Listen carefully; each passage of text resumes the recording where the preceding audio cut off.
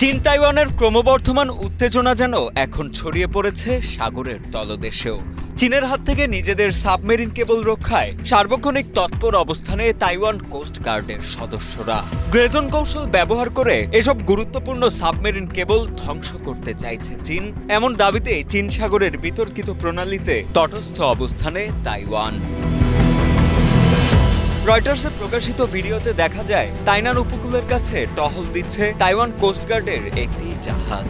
সার্বক্ষণিক সবকিছু তদারকি করছেন জাহাজের ক্রুরা। একই সঙ্গে রাতের আধারে সার্চ লাইটের আলোয় ঘিরে রাখতে দেখা যায় চীনা জাহাজ হংতাই 58-কে। দৃশ্যগুলোতে স্পষ্টতই বোঝা যায় নিজেদের সাবমেরিন কেবল রক্ষায় তৎপর অবস্থানে তাইওয়ান কোস্টগার্ড সদস্যরা। তাইওয়ান কোস্টগার্ডের কর্মকর্তাদের ভাষ্য, চীনের গ্রেজন অনুপ্রবেশ মোকাবেলাই এখন তাদের প্রধান দায়িত্ব হয়ে দাঁড়িয়েছে। সাবমেরিন কেবলের আশেপাশে সন্দেহজনক জাহাজের সংখ্যা বেড়ে যাওয়ায় তাদের কাজের চাপ বহুগুণে বেড়েছে। তাইওয়ান সরকার এর প্রতিক্রিয়ায় সাবমেরিন কেবলে নাশকতার জন্য শাস্তির পরিমাণও বাড়িয়েছে। চীনের এ ধরনের অনুপ্রবেশমূলক আচরণ তাইওয়ানের শান্তি এবং স্থিতিশীলতাকে মারাত্মকভাবে ক্ষতিগ্রস্ত করেছে, কিন্তু আমরা এখন আমাদের সার্বভৌমত্ব বজায় রাখতে, জেলেদের কার্যক্রমের নিরাপত্তা নিশ্চিত করতে এবং আমাদের জলসীমাকে রক্ষা করতে দৃঢ় প্রতিজ্ঞ। কোস্টগার্ডের কর্মকর্তারা আরও জানান, তাদের সীমিত সংখ্যক নৌকা এবং প্রায় 500 জন সদস্যকে প্রায় 7000 বর্গ কিলোমিটার বিশাল এলাকা জুড়ে টহল দিতে হচ্ছে।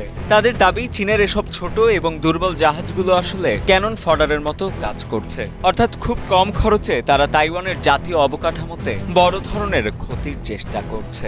বিশ্লেষকদের মতে তাইওয়ানের সাবমেরিন কেবলের উপর হামলা বিশ্বজুড়ে একটি উদ্বেগের কারণ। বড় কোনো সংঘাত শুরু হলে এ ধরনের কেবলই প্রথম লক্ষ্যবস্তু হতে পারে বলে সতর্ক করেছেন তারা।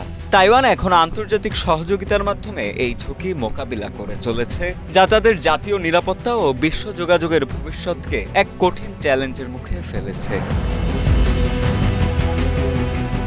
অন্যদিকে চীন বরাবরই তাইওয়ানকে তাদের নিজেদের অংশ বলে দাবি করে। এর ফলে তারা তাইওয়ান প্রণালীকে আন্তর্জাতিক জলপথ হিসেবে দেখতে নারাজ এবং এর ওপর নিজেদের সার্বভৌমত্ব প্রতিষ্ঠা করতে চায় দেশটি।